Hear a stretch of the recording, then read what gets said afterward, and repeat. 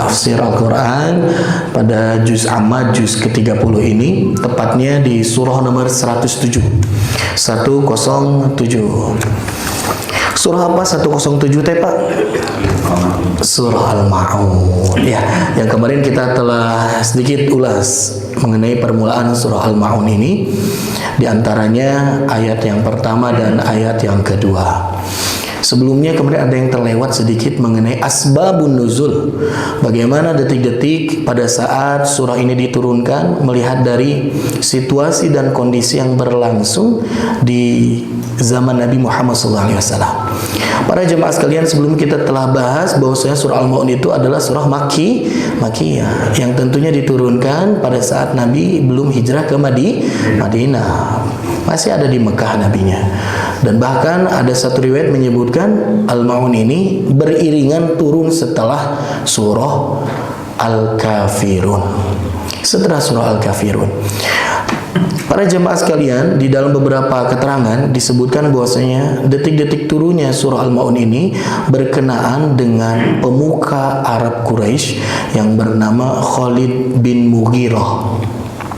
Kita kenal dengan anaknya yang paling kita akrabi di antara nama Khalid bin Mughirah, karena anaknya itu adalah pejuang Islam pada akhirnya, panglima kaum muslimin.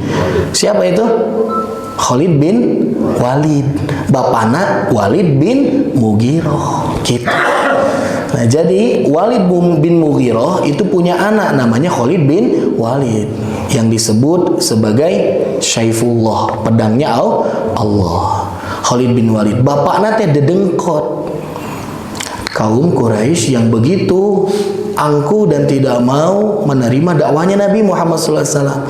Bahkan di antara karakter yang melekat pada diri Walid bin Mughirah ini, dia itu kerap kali terlihat menolak secara terbuka dan terang-terangan apabila ada orang yang meminta bantuan, termasuk anak yatim. Ketika seorang yatim datang meminta bantuan kepada Walid bin Mughirah yang notabene-nya adalah seorang pemuka, orang yang kaya, orang elit di bangsanya, dia itu dengan terang-terangan menghardik, mencaci, menjauhkan diri, bahkan begitu tega-teganya memberikan cacian dan makian kepada anak yatim tersebut.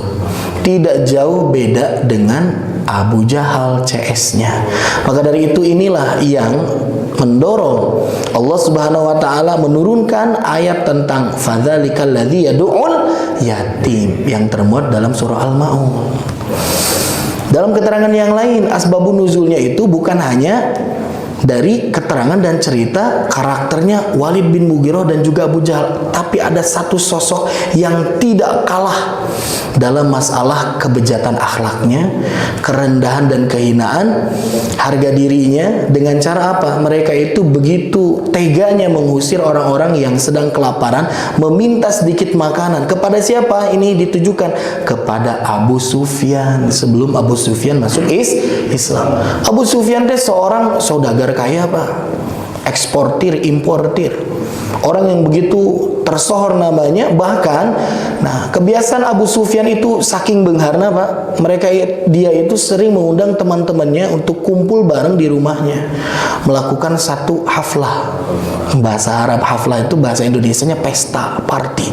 Setiap minggunya itu ada agenda mingguan untuk mendatangkan orang-orang teman-temannya, CS-CS untuk datang ke rumahnya, ngadain party, dan tidak kurang ada satu ekor domba yang setidaknya pada saat itu dijadikan jamuan untuk menghidangkan makanannya. Bahkan unta Abu Sufyan itu rela untuk dijadikan hidangan makanan untuk party mingguannya itu. Namun yang menjadi ironinya apa? Ada seorang anak yatim minta sedikit bagian dari makanan tersebut, gak dikasih sama Abu Sufyan ini. Dugikan kaki tuna. Sampai hati nih seorang Arab Quraisy ini yang begitu keras wataknya sehingga tidak memberikan sisi baik dari nuraninya. Maka dari itu Allah Subhanahu wa taala mengecam nih, ara'aital ladzi yukadzibu bidin fadzalikal ladzi yad'ul yatim wa la yahuddu 'ala ta'amil miskin.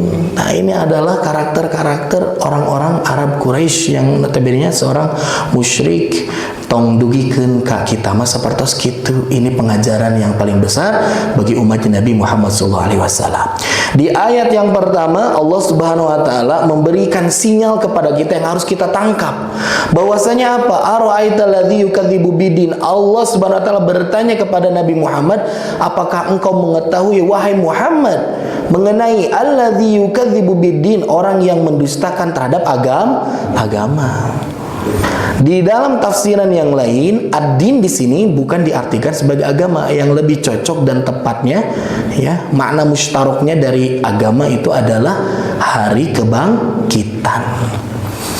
Allah Subhanahu wa taala memberikan rasa herannya di dalam ayat ini yang harus kita tangkap bersama. Maknya sih ada orang yang tidak percaya bahwasanya dia akan dibangkitkan nanti.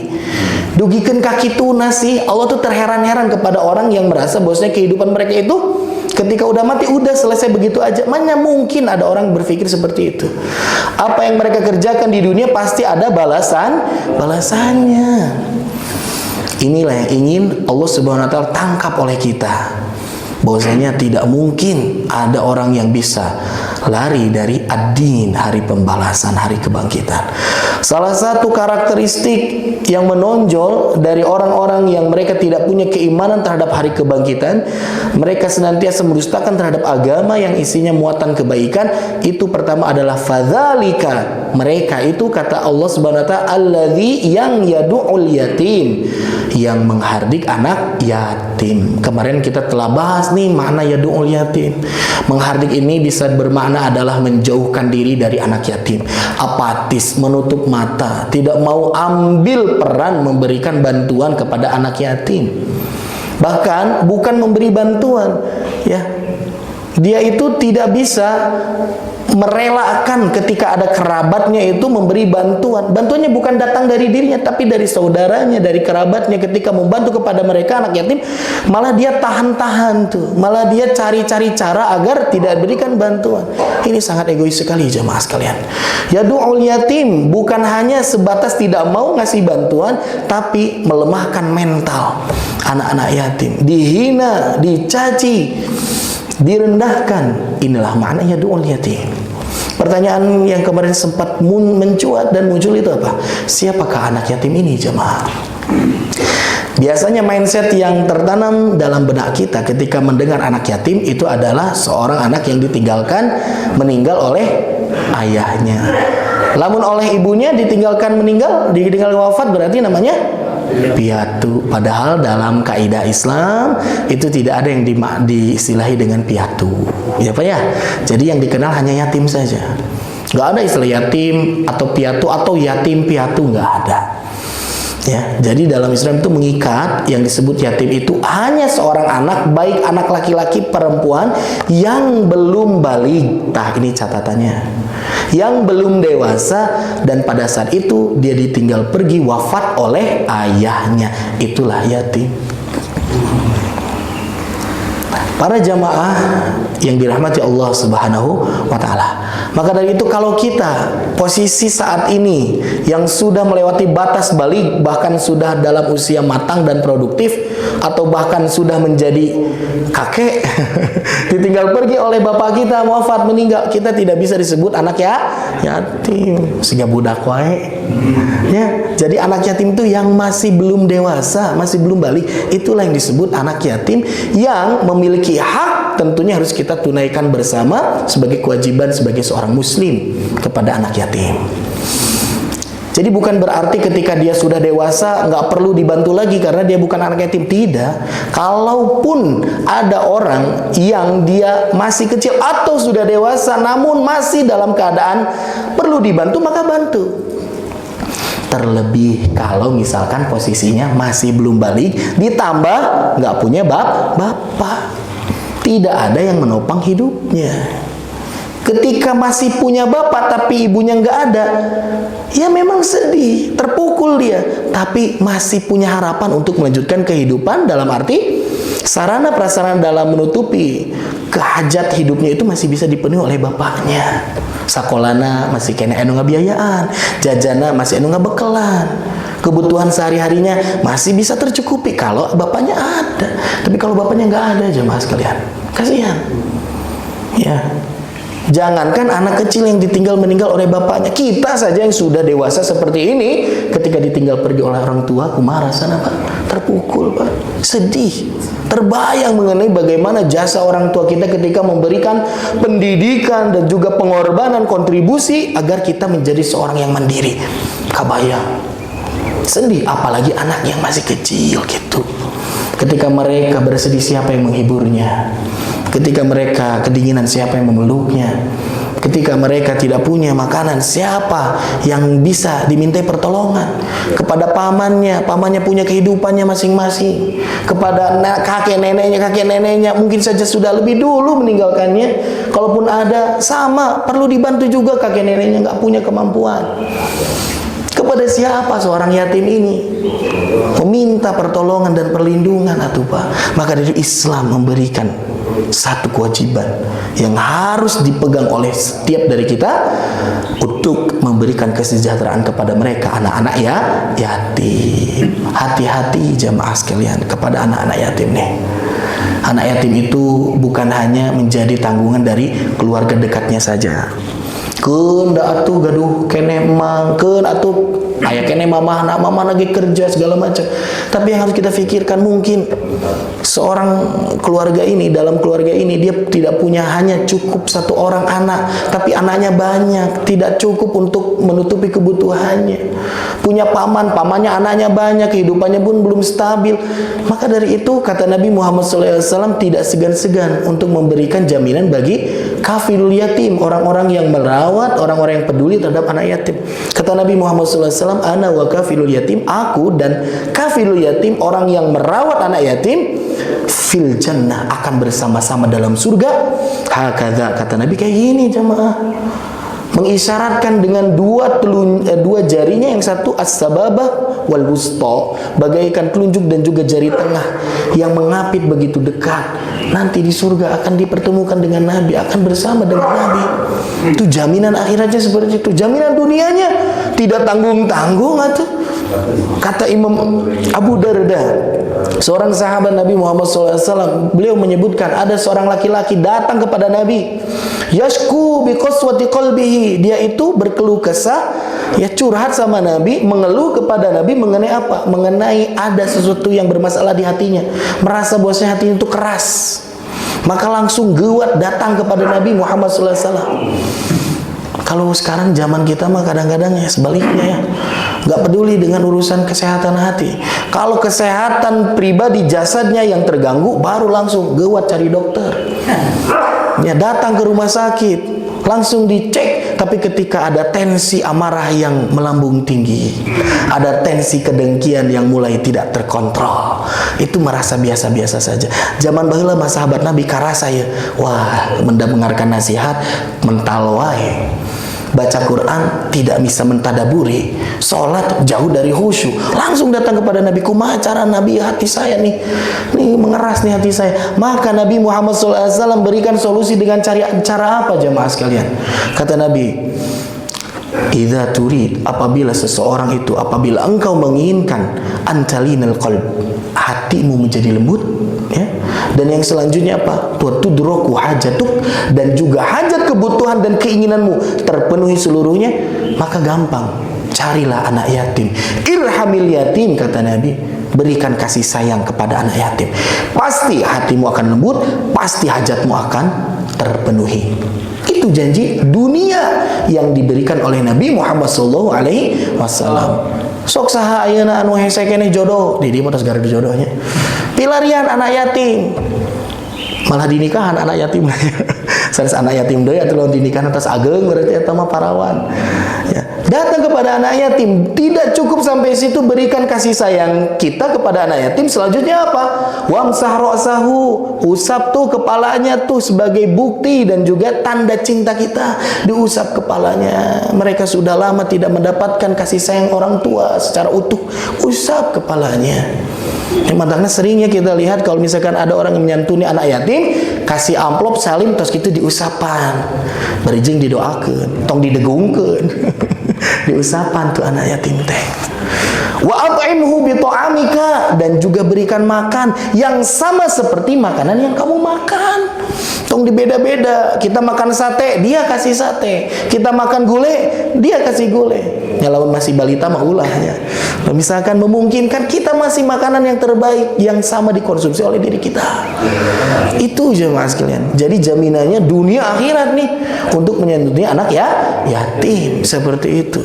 Dan yang selanjutnya yang ketiga tidak kalah penting nih. Ini adalah karakter buruk yang harus kita hindari karena ini berkaitan dengan yukadzibu biddin. Siapa mereka? Wala yahuddu ala ta'amil miskin, dan tidak menganjurkan dan tidak mendorong dan tidak memberikan stimulus kepada orang-orang ala ta'amil miskin, untuk memberikan makan kepada orang miskin. Nu pertama mah anak yatim, nu kedua mah lebih umum dan general orang miskin.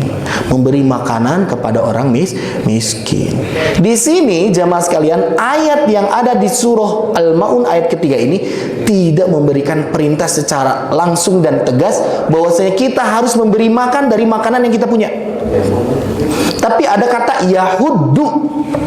Yahuddu teh naon? Masihan jalan. Yahuddu itu apa? Memberi dorongan. Yahuddu itu apa? Menganjurkan. Ini lebih parah jemaah sekalian, karakter yang seperti ini. Peperiheun atuh, kalau misalkan kita nggak punya makanan, kita nggak bisa ngasih mah atuh, ketika orang lain mau ngasih teh, kasih jalan untuk dia bisa mengakses kepada orang-orang miskin, memberikan makanan. Ya peperiheun gitu ya. Kalau misalkan kita tidak punya apa-apa, jangan halang-halangi orang lain untuk berbuat baik. Kalau kita belum bisa ke masjid, jangan halangi orang-orang yang mau ke masjid untuk tidak ke masjid. Hati-hati. Kalau kita belum bisa bersedekah, maka jangan halang-halangi dan juga jangan takut-takuti, bahkan ancam kepada orang lain sehingga dia tidak jadi bersedekah. Ini lebih parah ini.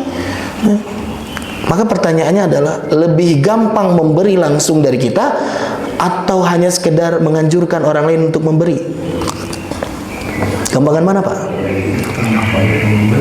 Kalau langsung memberi gampang, kalau kitanya punya. Tapi kalau kitanya nggak punya, kan setiap orang beda-beda status dan kondisinya, Pak. Yang paling gampang itu apa? Modal bicara sama keberanian. Melihat ada kesempatan buat beramal, dia belum bisa, maka dia ajak temannya, bro, ini nih kelihatannya ada yang harus kita bantu nih. Kan cukup ngomong kayak gitu. Nah, ini adalah salah satu hal yang digambarkan dalam Islam, itu pun memiliki nilai kemuliaan yang tinggi. Kalau tidak mampu memberi, maka anjurkan orang lain untuk memberi. Wala yahuddu ala ta'amil miskin. Bahkan jamaah sekalian, status seorang yang miskin ya, itu termasuk dalam daftar list seorang mustahik zakat. Mustahik zakat berapa? Asnafnya itu ada 8 asnaf. Asnaf di nomor 1 dan nomor 2 urutannya adalah fakir tuh jemaah. Ari fakir jeung miskin leuwih ripuh saha hirupna. Lebih nelangsa siapa? Seorang fakir atau seorang miskin, Pak? Tiba lagi sudah jadi perdebatan di kalangan ulama teh. Anu nyebatkeun fakir nu leuwih nalangsa mah, miskin mah leuheung keneh. Henteu tibalik, anu leuwih nalangsa miskin, fakir mah masih aya kemampuan keneh. Anu nyebutkeun entos tong ribut sami fakir jeung miskin mah eta keneh. Jamin nu ripuh cenah. Gitu. Tapi jamaah sekalian yang harus difahami perbedaan antara fakir dan miskin. Menurut pandangan yang pertama, fakir itu adalah seorang yang tidak punya apa-apa. Bahkan untuk hari itu saja dia bingung mau makan apa. Pekerjaan punya? Enggak punya pekerjaan. Sekalinya punya pekerjaan serabutan, tetap enggak punya. Itu fakir. Makanya artinya fakir itu butuh sekali. Nah, berbeda dengan miskin, tapi beda lagi sakedik gitu ya. Miskin, dia memang orang yang punya kebutuhan, tapi sebagian kebutuhannya bisa tercukupi. Miskin, gaduh keneh padamelan, tapi dengan pekerjaannya itu kebutuhannya belum bisa tercukupi dan tertunaikan secara penuh. Itulah miskin. Atau pendapat kedua mah dibalik, miskin pertama baru fakir gitu. Yang jelas jamaah sekalian, mau fakir mau miskin, kalau kita ingin membantu, kalau kita ingin mengeluarkan zakat, maka prioritaskan kepada orang yang lebih butuh. kepada orang yang lebih butuh terlebih dahulu. Itu yang harus jadi prioritas kita. Wala yahuddu ala ta'amil miskin. Bahkan di dalam surah Al-Fajr sering kita dengar, sering kita baca, kalla balla tukrimunal yatim wala yahuddu ala ta'amil miskin. Katanya mirip persis dengan surah Al-Maun. Cuman di Al-Fajr mah ungkapannya kalla balla tukrimunal yatim. Orang-orang yang hanya menjadikan dunia dan juga kekayaan itu sebagai barometer kemuliaan hidup seseorang, ya, mereka itu biasanya memiliki sifat apa? La tukrimunal yatim. Mereka tidak memuliakan terhadap anak-anak yatim. Wala yahuddu ala ta'amil miskin. Dan cenderung mereka pun menjahit rapat kantung dan juga dompetnya sehingga tidak keluar infaknya kepada orang-orang miskin. Nah, biasanya gitu. Mudah-mudahan orang mantu jemaah sekalian. Nah, orang yang pelit itu, kata Nabi Muhammad SAW, walaupun ini hadisnya masih diperbincangkan mengenai derajat kesohihannya, orang yang pelit al-bakhil, yang pertama itu ba'idun minal jannah, dia akan jauh dari surga. Ba'idun minallah, dia jauh dari Allah. Ba'idun minan nas, dia pun akan jauh dari manusia. Jangankan Allah, manusia saja tidak mau dekat dengan orang yang bakhil. Ya. Sareng jalminu pedit, cap jahe, merek hese. Dalam pandangan manusia saja sudah tidak disukai. Begitupun dalam pandangan Allah. Dan jannah pun, surga pun menutup diri untuk dimasuki oleh orang-orang yang pelit. Wa qaribun minan nar. Yang dekatnya itu siapa? Yang dekat dengan dia itu hanya neraka, kata Nabi Muhammad SAW. Naudzubillah. Persamaan antara orang bakhil dan juga orang yang kuat. Kata seorang penyair menyebutkan seperti ini. Katanya sungguh menarik menurut saya. Orang yang kaya namun pelit itu tidak ada jauh bedanya dengan seorang yang kuat tapi pengecut. Orang kaya tapi pelit, nggak ada bedanya dengan orang yang kuat, fisiknya gagah, gaya, tapi pengecut. Kuat pakeur naon lamun borangan mah, teu aya mangpaatna, Pak. Begitupun kaya, untuk apa kaya kalau pelit mah, teu aya mangpaatna. Maka dari itu jadilah seorang kaya yang dermawan, seorang yang kuat dan pemberani. Itulah konsepsi Islam jemaah sekalian. Dan itulah yang Allah inginkan dalam kehidupan kita. Ya. Dan yang lebih menarik apa jemaah sekalian? Di dalam tafsiran para ulama menyebutkan orang miskin itu dia punya jasa kepada orang kaya. Kalau menurut kita, terbalik atuh. Ayahnya orang yang kaya, mereka memiliki peran dan jasa kepada orang miskin. Tapi dalam tafsirnya itu, orang miskin tuh punya peran tuh, punya apa? Punya manfaat, jasa kepada orang yang kaya. Kunaon? Dari segi pendalilan hadis Nabi Muhammad SAW. Kata Nabi Muhammad SAW, fa innama, hanya saja tunsuruna wa turzakuna bidu'afaikum. Allah menurunkan rizki yang berlimpah kepada kalian. Allah mendatangkan pertolongan dan perlindungan kepada kalian. Itu disebabkan bidu'afaikum. Ada orang du'afa. Ada du'afa, kaum fakir dan miskin yang berada di sekeliling kalian. Mantapna kok Allah teh dibengarkeun. Karena dari rizki yang Allah titipkan itu ada hak yang harus ditunaikan untuk memberi kepada mereka yang miskin. Jadi jemaah sekalian, orang-orang yang miskin itu memberi jasa kepada kita. Orang-orang yang mampu, orang-orang yang bengar jadi tambah bengar. Karena ada orang-orang yang miskin yang harus kita tunaikan hak mereka. Bukan sebaliknya, dikepelan gitu. Apalagi anak-anak yatim nih, kembali nih, aduh ya Allah. Banyak anak-anak yatim ini terlantar, tidak diperhatikan bagaimana masa depannya, sehingga mereka turun menjadi seorang anjal. Anjal teh naon, Pak? Anak jalanan. Turun menjadi gepeng. gelandangan dan pengamen, pengemis di jalanan. Naudzubillah. Dan juga ketika kita memberikan kebaikan, memberikan santunan kepada orang miskin termasuk anak yatim, harus dipastikan santunan dan juga pemberian itu bermanfaat. Tong dugikeun ye paker jajan, tapi pas ditinggali dibeserkeun rokok, coba dipeserkeun untuk para ruguh. Maka dari itu yang lebih baik dan lebih mulia itu adalah orang yang merawat, yang memperhatikan secara utuh mengenai kelangsungan hidup orang-orang miskin, khususnya anak-anak yatim. Dugikeun ka disakolahkeun, dipasantrenkeun mapa eta luar biasa tah. Double bonus, manfaatnya akan berlipat-lipat ganda. Kita dapatkan keuntungan menyantuni anak yatim. Selanjutnya apa? Dia disekolahkan, dia dibiayai, dimasukkan ke pesantren sehingga dia menjadi seorang yang nanti berguna dan bermanfaat di masa-masa yang akan datang. Tuh jariah luar biasa itu teh. Ya. Al-miskin yang selanjutnya jamaah sekalian, orang-orang miskin ini punya jasa, punya peran penting nih kepada orang-orang yang berada, kepada orang-orang kaya, kepada orang-orang yang mampu. Coba bayangkan, lawan misalkan ada orang yang berada, dia berpikir bahwasanya orang miskin hanya sebagai beban hidup. Kabayang, sahanu bade ngabangun bumi urang. Siapa yang akan mengurus rumah kita? Siapa yang akan membersihkan rumah kita? Siapa yang akan menggosok, merapikan mobil kita?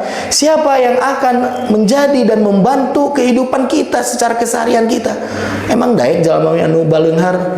Kamulah saya rekrut jadi ART di rumah gitu. Padahal manehna ge beunghar moal aya nu daek, Pak. Maka dari itu, mereka itu sangat berperan penting dalam kehidupan kita. Maka salah satu hal yang harus kita tunaikan adalah berikan kebaikan. Salah satu caranya adalah wala yahuddu ala ta'amil miskin, kita berikan makanan kepada mereka yang layak. Ya. Di dalam hadis yang lain jemaah sekalian, ini banyak sekali keutamaan-keutamaan orang-orang yang mereka peduli terhadap nasib orang-orang miskin. Nabi Muhammad SAW menyebutkan bahwasanya as-sa'i, siapa orang yang memperhatikan kehidupan al-armalah alal armalati, kepada seorang janda. Jandana janda naon, Pak? Oh iya mah janda kembang, jahe, janda herang. Sanes janda nu karawas kitu. Nya teu guna naon pami anjeunna butuh ge dipasihan ku urang sawios. Ya. Dalam arti al-armalah di sini itu adalah seorang yang tidak punya suami, yang kehidupannya terseok-seok, tidak stabil jamaah sekalian. Dia nggak punya penghidupan yang layak gitu. Yang kadang kita itu suka luput untuk memperhatikan para janda-janda, khususnya yang sudah para sepuh gitu tah.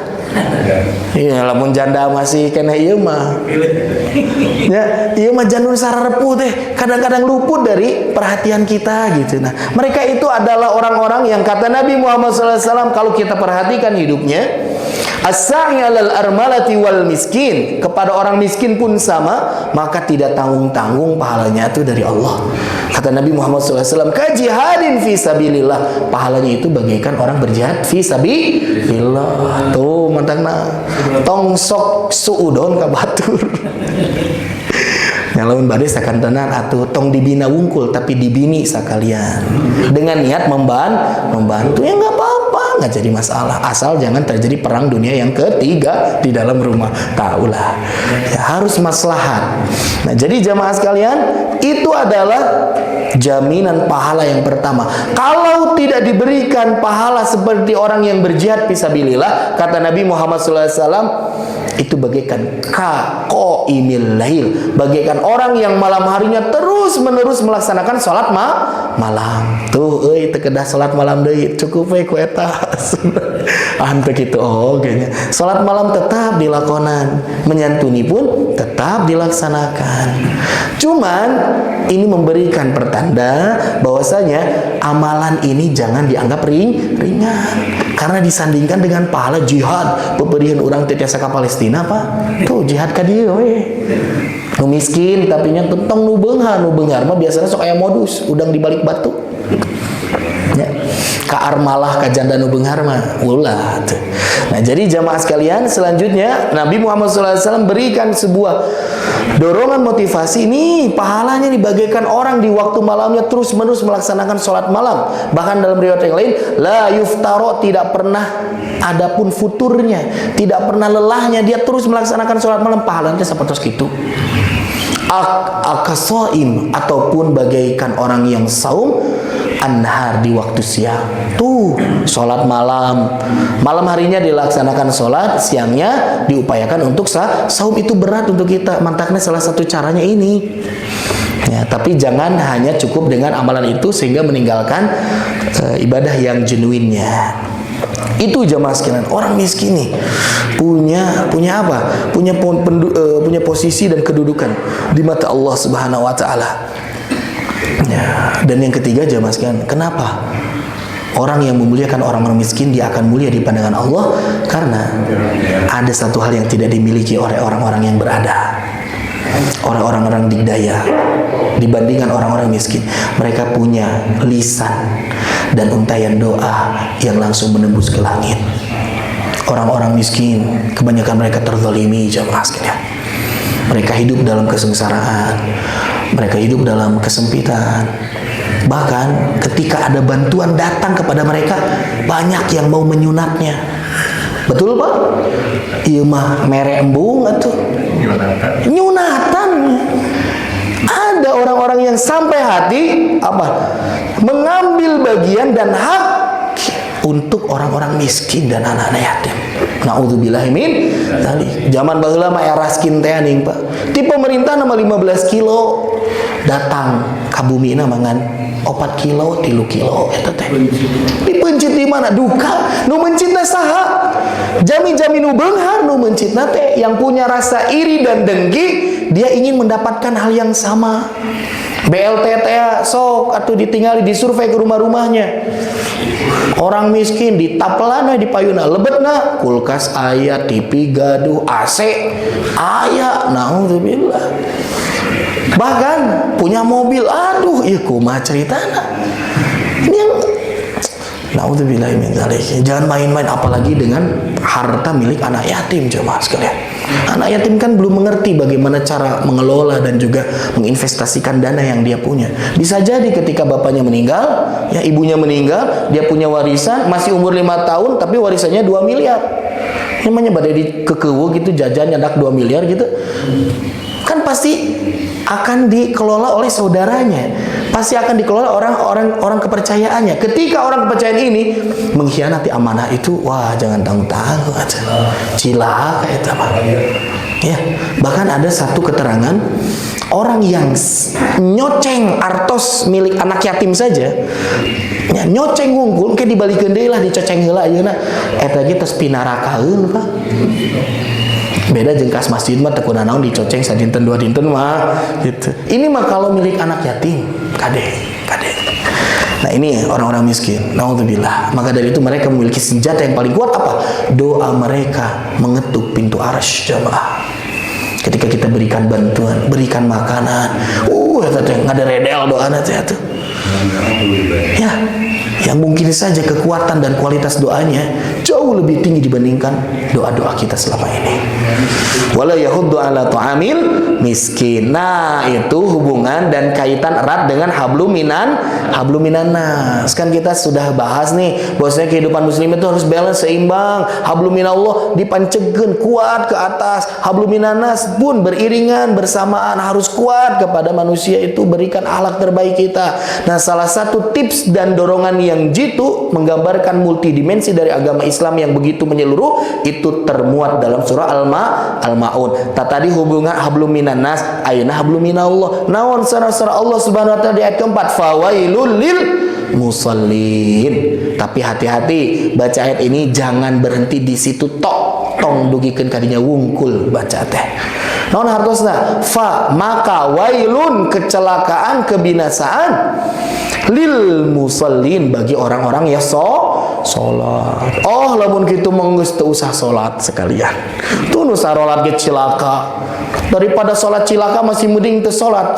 Jelas-jelas cilaka oge, tapi nya mending capek-capek selain salat cilaka. Ini yang salah mindsetnya. Ya, ini orang-orang yang bodoh karena tidak mau baca ayat secara utuh. Karena kita harus lanjutkan di ayat yang kelimanya, siapa orang-orang yang mendapatkan kecelakaan dalam sholat? Di sini dijawab, alladzina hum an sholatihim sahun. Mereka adalah orang-orang yang an sholatihim, terhadap sholat mereka itu sahun. Sahun teh naon, Pak? Lalai. Sanes lalai etanya mandot. Sanes lalai dalam bahasa Sunda. Dalam arti di sini adalah sahun, makna dasarnya itu adalah lupa. Makanya kalau kita lupa gerakan dalam sholat, lupa rakaat dalam sholat, ditutup, diakhiri dengan sujud sahwi jeung sahun teh satu kata yang sama, Pak. Jadi orang-orang yang lupa dia menunaikan dengan sempurna kewajiban sholat dia kepada Allah, baik sebelum sholatnya ataupun di dalam sholatnya atau setelah sholatnya, itu adalah orang-orang yang diancam wailul lil musallin. Dia yang celaka, orang-orang yang luput sholatnya, belang bentong sholatnya, atau rukun dan syaratnya tidak dipenuhi dengan baik, atau nalika sholat nage mikirna teh henteu mikir khusyuk ka Allah, mikir nu sanes. Beres sholatna oge sami, tidak mencerminkan akhlak sebagai seorang muslim.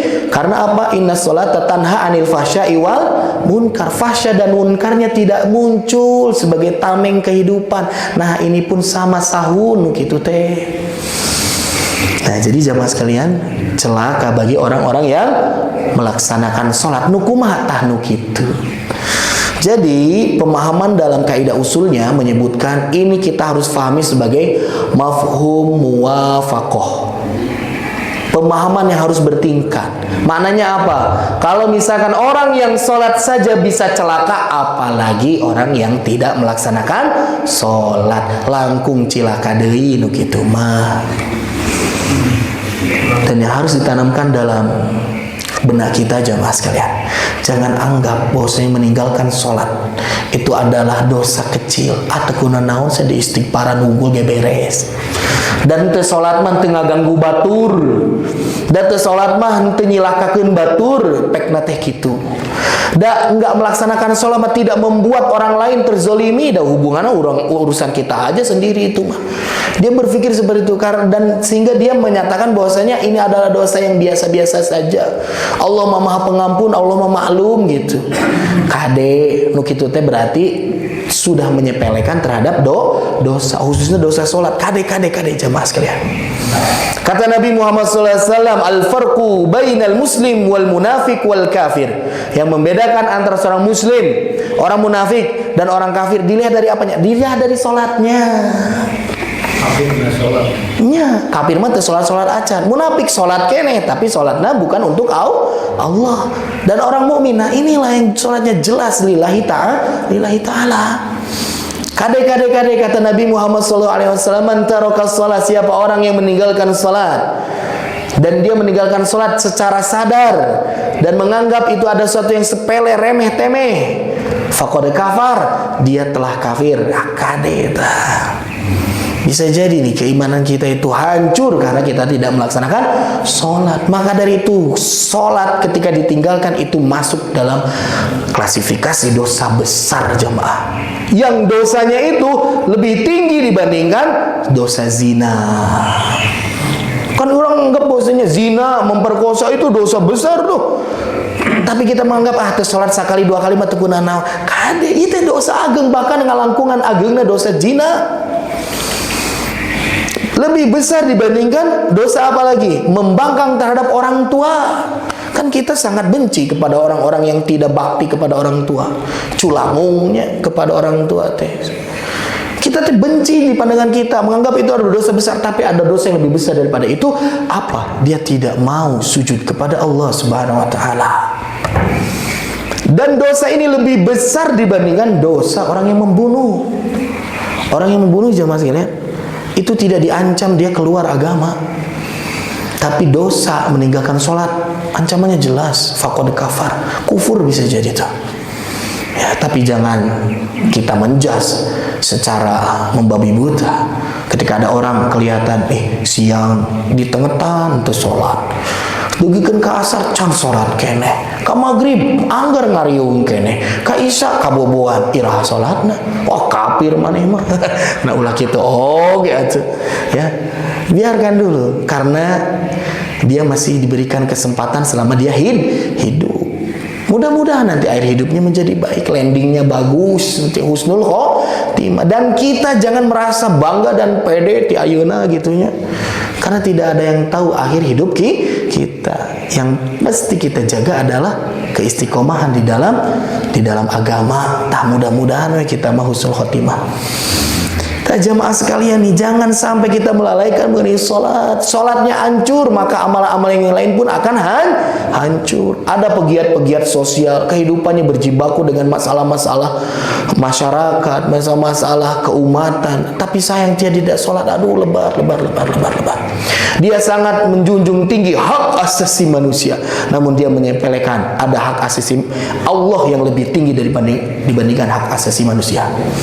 Ya, jadi jamaah sekalian, nah kata Nabi Muhammad SAW dalam salah satu hadis diriwayatkan oleh oleh sahabat Nawas Ibnu Sam'an, beliau menyebutkan bahwasanya albirru, kata Nabi, kebaikan itu husnul khuluq, akhlak yang terpuji. Sumber kebaikan, induk kebaikan itu adalah akhlak yang terpuji. Tapi jangan salah kaprah memahami dimensi dan skup cakupan akhlak terpuji. Kita hanya memandang bahwasanya akhlak terpuji itu berarti baik sama tetangga, baik sama sesama, baik sama keluarga, baik sama orang tua. Ada yang lebih tinggi dibandingkan itu. Akhlak terpuji pun harus kita berikan hak itu kepada Allah Subhanahu wa ta'ala sebagai sang pencipta. Jadi ayat akhlak ke Allah harus terpuji, akhlak kepada Allah juga. Ada akhlak kepada guru harus terpuji, akhlak kepada teman, kolega, bahkan akhlak kepada orang-orang di luar Islam, orang-orang non muslim, itu ada akhlaknya. Jadi jamaah sekalian, kembali lagi, Islam itu sangat syumul, agama yang begitu menyeluruh dan sempurna, membangun aspek kehidupan manusia dari elemen hubungannya dengan Allah dan juga dari sisi hubungannya dengan manusia, dan itu terangkum seluruhnya dalam surah Al-Ma'un.